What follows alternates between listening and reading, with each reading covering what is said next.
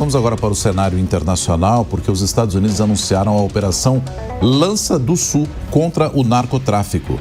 E para a gente falar um pouco mais sobre o assunto, a gente recebe agora Marco Antônio de Freitas Coutinho, coronel da Reserva do Exército Brasileiro. Coronel, bom dia, muito obrigado por atender a Jovem Pan. Muito bom dia, Nonato, muito bom dia, Beatriz Manfredini, os nossos demais integrantes da banca e particularmente a nossa assistência aí do Jornal da Manhã nesse feriado aí do dia da proclamação da República. Meus cumprimentos a todos. É isso. Estamos prontos aqui para a nossa conversa. 15 de novembro. Agora, Coronel Marco, por que a Venezuela é a bola da vez no que diz respeito aos Estados Unidos se preocuparem com o tráfico? Eu estou perguntando isso porque a gente tem outros países em que o tráfico também é presente, em que as drogas também são produzidas e às vezes até distribuídas. Ficar em poucos exemplos: México com o fentanil, cocaína com Colômbia e Peru, por exemplo, só para ficar nesses dois produtos. E quando se fala, mas o Maduro está lá num governo que não foi transparente, é uma ditadura, e efetivamente parece que é. Mas os Estados Unidos também têm negócios com a ditadura da Arábia Saudita, então também não sei se isso justificaria. Por que é que a Venezuela é a bola da vez, Coronel? Bom, muito boa a sua pergunta. A Venezuela entrou nesse mapa aí, que é uma promessa de campanha do Trump, né? Só lembrando, ele já na sua campanha falava em classificar o tráfico de drogas como movimentos terroristas e intensificar a campanha aí contra o tráfico de droga na região do Caribe, né? Esse é o pano de fundo em termos de política externa, em termos de carne, eventos de campanha, vamos dizer, agendas de campanha do presidente Trump na sua política interna. Mas isso se revelou, em termos geopolíticos, né, justamente na tentativa de pressionar a Venezuela. A Venezuela é um país assim, que já de há muito tempo, né, não de agora, né, se a gente retornar aí a 2014, né, se a gente lembrar, por exemplo, que ainda na gestão do Barack Obama, por exemplo, teve militares venezuelanos de alta patente, o general Hugo Carvajal, por exemplo, foram presos acusados de envolvimento no tráfico de droga, né? Então existe uma acusação dos Estados Unidos de que a Venezuela estaria envolvida nisso aí, né?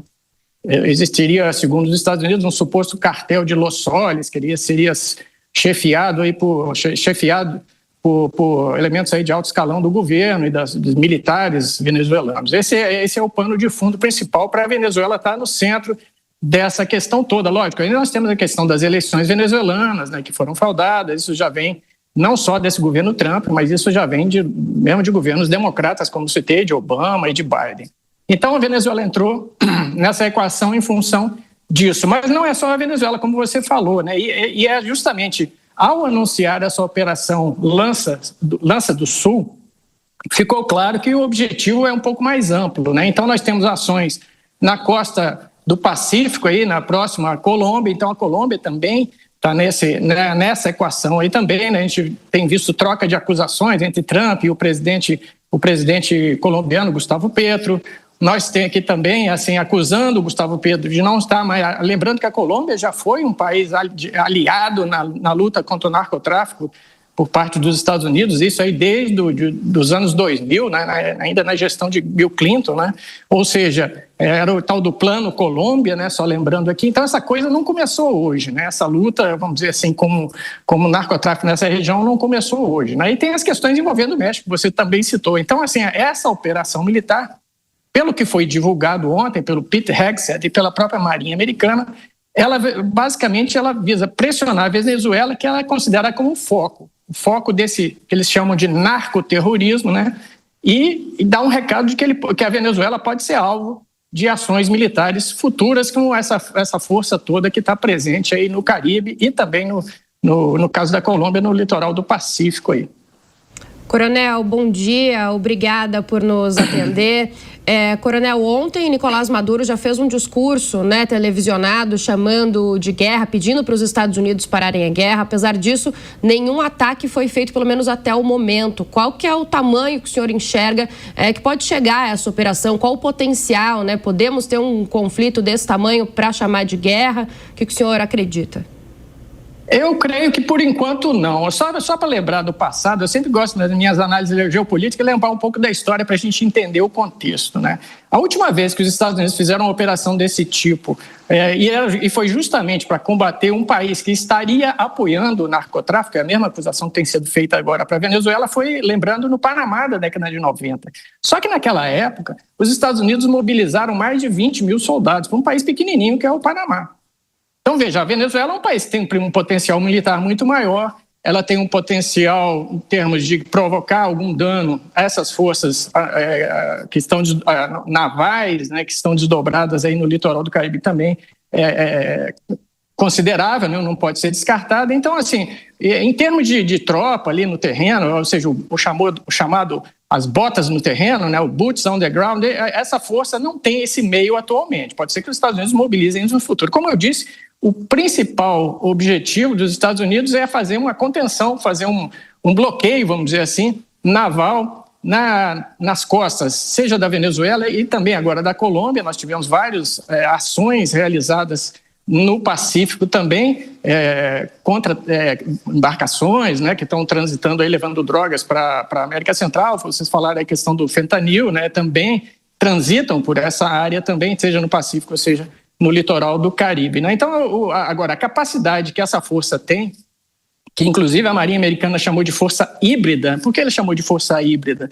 Porque eles estão testando aí diversos sistemas de armas não tripulados ou remotamente pilotados, né?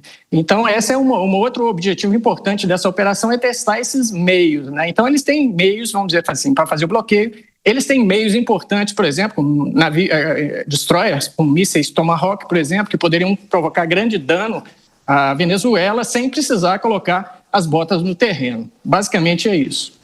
Nós estamos conversando aqui no Jornal da Manhã com o coronel Marco Antônio de Freitas, coronel da Reserva do Exército, sobre a situação envolvendo essa pressão americana na América do Sul. Mônica Rosenberg também tem perguntas. Mônica. Coronel, bom dia. O senhor citou aí o caso do Panamá e nós vemos o Trump com uma demanda, uma vontade, um anseio de receber o Prêmio Nobel da Paz. Então, ele tem um discurso de que ele quer promover a paz no mundo, mas ele tem uma atitude muito beligerante desde o começo, né? Mesmo quando ele aumenta as tarifas, é como antigamente mandava as fragatas, o Trump aumenta tarifas para fazer pressão.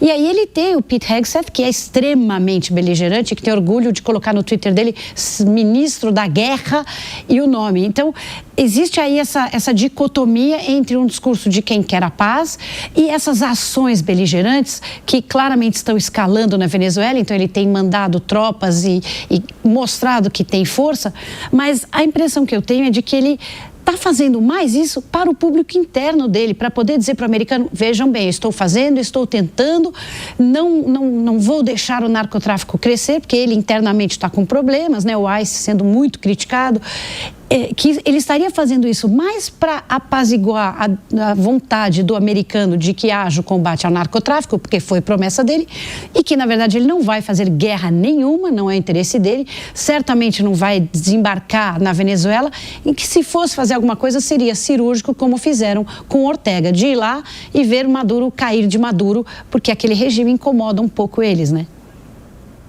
Bom dia, Mônica. Eu concordo com você. Esse é um aspecto central, né? Essa questão, vamos dizer assim, da agenda política interna do Trump, ela é central nessa questão dessa operação.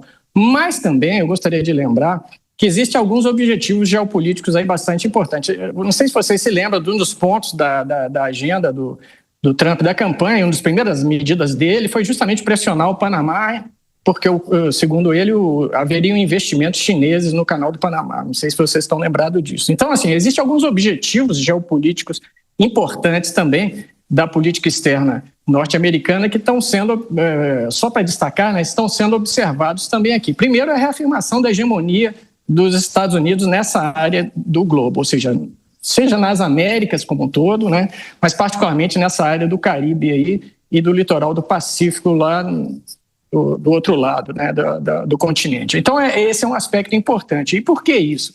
A gente sabe que, por exemplo, que a Venezuela tem muitos investimentos militares da Rússia, a China tem investimentos econômicos em diversos países da região. Então, essa demonstração de poder aí nessa área é também um objetivo importante dentro desse contexto, pensando aí na geopolítica como um todo, né? Mas, assim, a gente vê o impacto disso agora, né? Nós tivemos a reunião da CELAC, que é a Comunidade dos Estados Latino-Americanos e do Caribe, que foi totalmente esvaziada, né? Essa reunião da CELAC serviria para dar um recado para os Estados Unidos, simplesmente esse recado não foi dado, né? Poucos chefes de Estado estiveram presentes, né? Eu citaria talvez, além do Gustavo Petro, que é o próprio presidente da Colômbia, onde foi realizada a reunião, o presidente Lula esteve lá também, mas nem sequer o presidente venezuelano Maduro esteve lá presente, em que pese ter sido convidado. Ele mandou até uma carta lá para a CELAC, mas assim, isso mostrou uma divisão, né? E mostrou que essa estratégia de redefinir alianças globais, né, de mostrar poder, está funcionando também. Eu citaria esses dois objetivos aí, tá, Mônica? Coronel Coutinho, Acácio Miranda, nosso comentarista, também vai fazer uma pergunta para o senhor. Acácio, por favor. Coronel, bom dia. Vou até pegar um gancho no finalzinho dessa sua resposta. E a perspectiva do Trump em relação à América do Sul. Já falamos sobre Venezuela, já falamos sobre Colômbia. Ele também, nos últimos dias, fez uma manobra econômico-orçamentária para que ele conseguisse fazer um aporte financeiro na Argentina. E nas últimas gestões nós não acompanhamos nada tão contundente em relação à América do Sul por parte dos norte-americanos. A geopolítica mudou com Donald Trump em relação à região? É uma região prioritária ou é a postura dele mesmo e a gente vai ter que conviver com isso nos próximos anos? Muito boa a sua pergunta, Cássio. Bom dia. Com certeza sim, né? Se a gente analisar a política externa do governo Biden, ela foi deixou a América do Sul, né? Vamos contextualizar mais o nosso subcontinente, né? Deixou a América do Sul totalmente fora do seu radar, vamos dizer assim, né? A gente sabe que o secretário de Estado, Marco Rubio, ele tem uma atenção especial até pela origem dele, né? Para as questões não só da América do Sul, mas da América Latina como um todo. Ele tem uma influência grande nessa pauta do governo norte-americano, né? Como você disse, fazendo um link com a minha resposta anterior, né? A gente sabe que, em função desse vácuo deixado na época do governo Biden, países como a Rússia, que eu já citei aqui, e particularmente a China, no campo econômico, não é? Ela entrou com muita força em vários países aqui. Então, assim, essa ideia de redefinir alianças regionais, mas sob a égide da hegemonia dos Estados Unidos, passou a ser realmente um aspecto que foi retomado, né, que havia sido perdido, né? Eu diria que talvez fosse uma doutrina Monroe 2.0. Tá certo, Acácio? Coronel Marco Antônio de Freitas Coutinho, coronel da reserva do Exército Brasileiro, muito obrigado pela entrevista, pela sua análise aqui para a gente entender melhor esse atual momento. Um bom fim de semana ao senhor. Bom final de semana, Nonato. Um abraço a toda a nossa assistência e até a próxima. Obrigado.